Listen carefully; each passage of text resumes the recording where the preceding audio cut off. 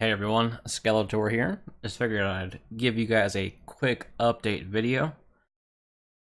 So what we're going to do here is just do a small Ret Paladin recap with what's been going on in Battle for Azeroth. This includes in-game and our tools we use such as SimulationCraft. Hopefully I won't make this video too long, but if it ends up being 30 minutes or more, I apologize in advance, but it could very well happen. Alright, so the first thing we'll talk about here is just some in-game bugs. Right now the big hot topic is Divine Purpose chain procs. So right now, in-game, when you have Divine Purpose, you're not able to use Divine Purpose procs back to back if they still happen. This happened when Divine Purpose was changed to a 15% chance with the increased finisher damage. So what happens if you look at a log, you'll see that your Divine Purpose was refreshed. Anytime you see your Divine Purpose was refreshed, that means your extra proc was eaten. Hopefully this will be fixed soon, but we'll have to wait and see what happens.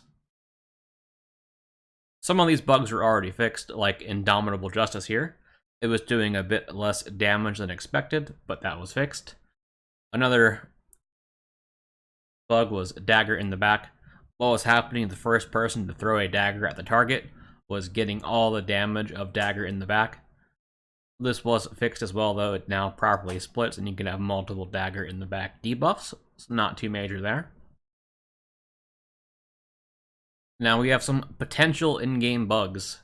I'm saying potential in-game bugs here because this could very well be intended behavior. We just haven't had any public clarification from Blizzard on the matter. So what's happening is when you use a spender with a Fires of Justice proc during Crusade, you only get 2 stacks instead of 3, because that Fires of Justice does reduce the Holy Power cost by 1, so you're only using 2 Holy Power. And that same cost reduction also affects Divine Purpose. When you use Divine Purpose during or after your Bygone Be Almanac, it does not extend the buff or reduce the cooldown. And also during the pre-patch, when that was still relevant, if you had the Soul of the High Lord ring and you got a Divine Purpose proc during your Crusade, you would gain 0 stacks, which felt really bad if you used that combination. Hopefully no one did. And the last little bug here is Consecration. Currently, in-game and Consecration, it is scaling with haste. So by default, it's either 6 or 7 ticks, I forget already. But you have a base amount of ticks, and once you get to 15% haste, or right about there, it's not exact, you'll get an extra tick of Consecration. This damage will not appear in the tooltip. And as you get more and more haste, you can get more and more ticks of Consecration. Usually ground effects do not scale with haste.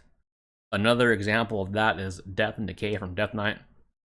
It does not scale with haste. So this is a bug in our benefit, though.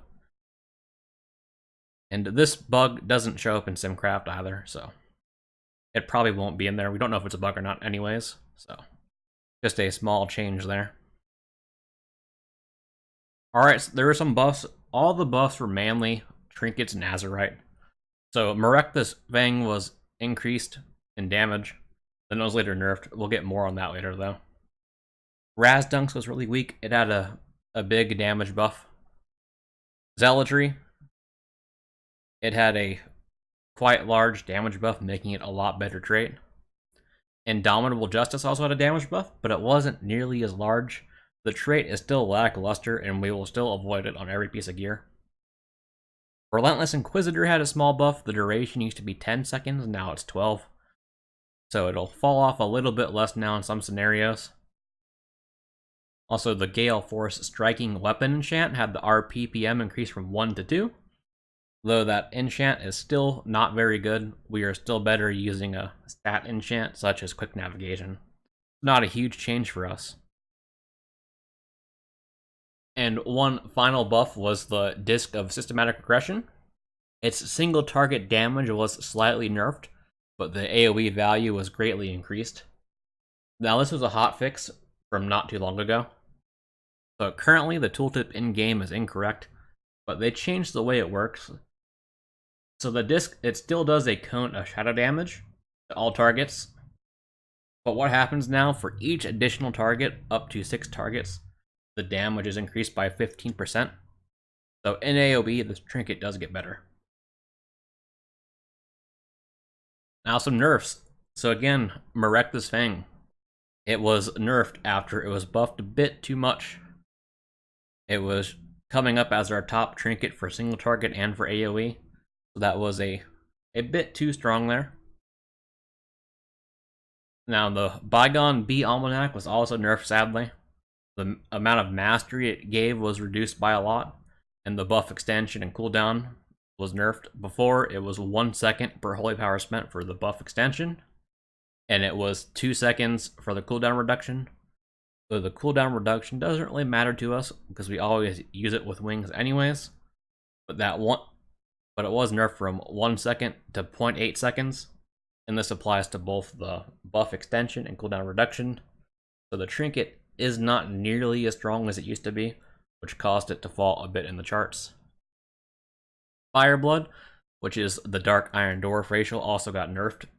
There is no notes about this, so the amount of strength it provides was nerfed on both the initial strength gain, how much strength you would gain from cleansing those effects.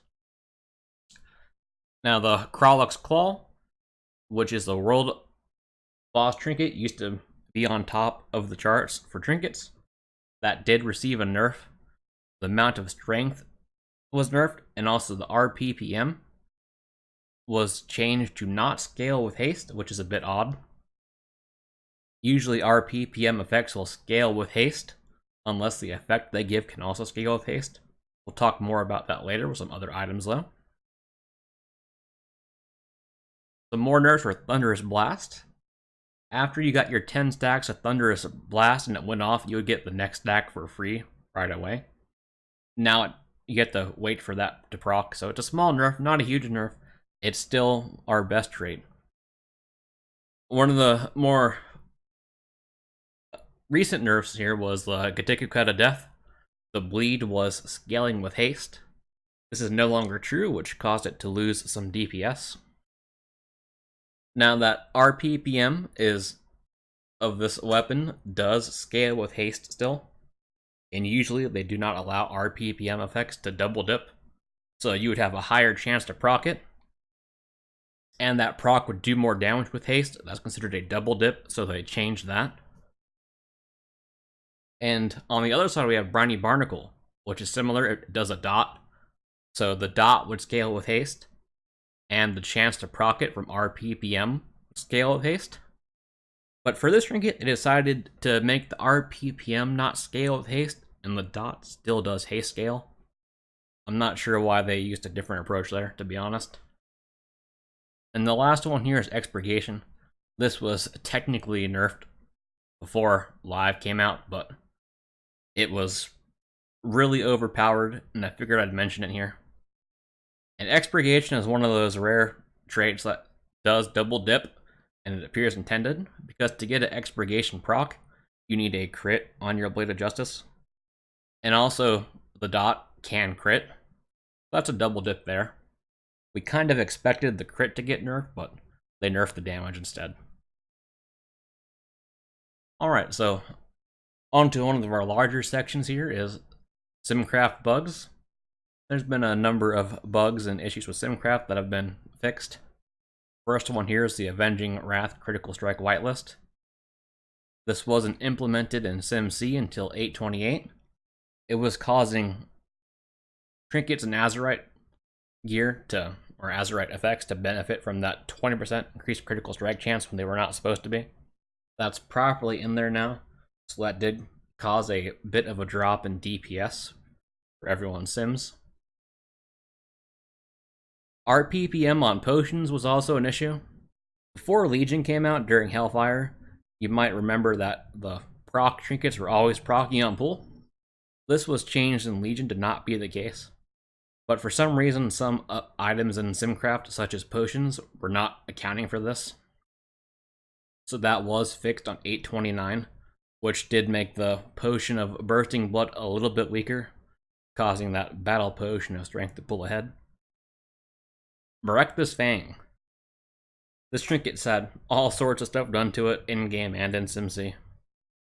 First in SimC, it was not implemented until 8.29, so it made it look really weak on single target and really strong on AoE. But after the buffs and nerfs, it does work properly now, so it is showing the expected results. Some more bugs was next being the Bygone Bee Almanac.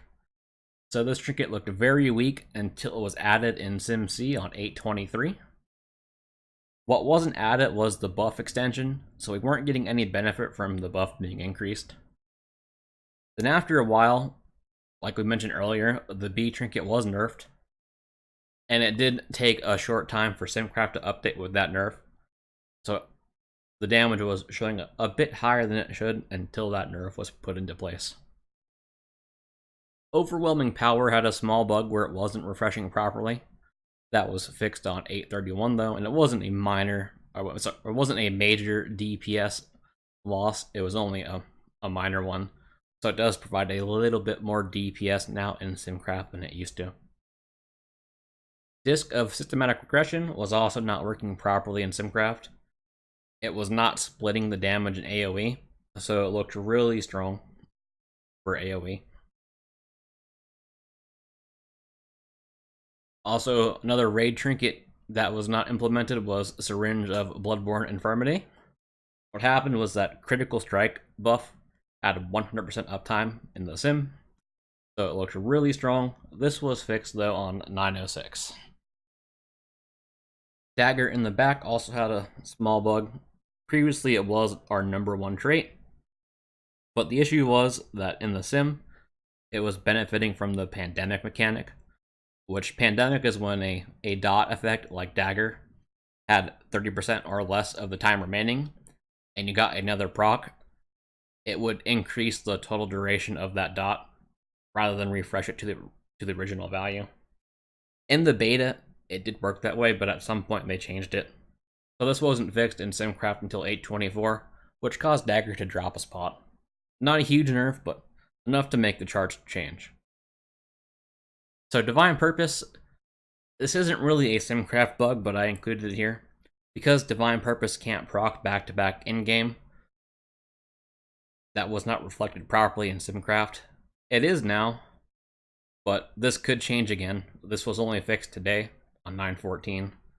So if this bug is fixed in-game, we can expect it to be fixed in SimCraft as well. We'll have to wait and see though how long it takes. Hopefully sooner rather than later. Alright, another trinket was Vanquished Tendril of G'huun. This was not implemented in SimCraft until 8.30, making it look really weak. It is added properly now, and it is still really weak, so hopefully this trinket will get buffed. We'll have to see. Got a few more bugs here, not too many. So one was the dungeon trinket, Vial of Animated Blood. What happened was, this is a trinket that when you use it, it gives you strength, and that strength decays over time. What was happening is you were getting the low strength value, and it was not decaying. So you just had low strength the entire time. Another dungeon trinket was Justice Howler. So this is the trinket where the effect of the versatility it gives will split between allies. This was not splitting properly. To sim the split though, you have to use the bfa.jess_howler_allies equals x option, where the x is the number of allies, which is 1 through 4. That was fixed on 9.10. But just to note, if you try to sim Jess Howler yourself without changing anything, it will not split at all because it assumes you are alone. So you have to use that BFA Jess Howler allies option to actually properly sim the split. The engineering helmet, which gave the Azurite trait Synaptic Spark Capacitor, the dot was not working properly until today on the 14th. That is fixed now and provided a very minor DPS increase. Nothing notable, but just a small note because it happened today. And the last one we have here is the Ravishar Skull Bijou. This is from a world quest.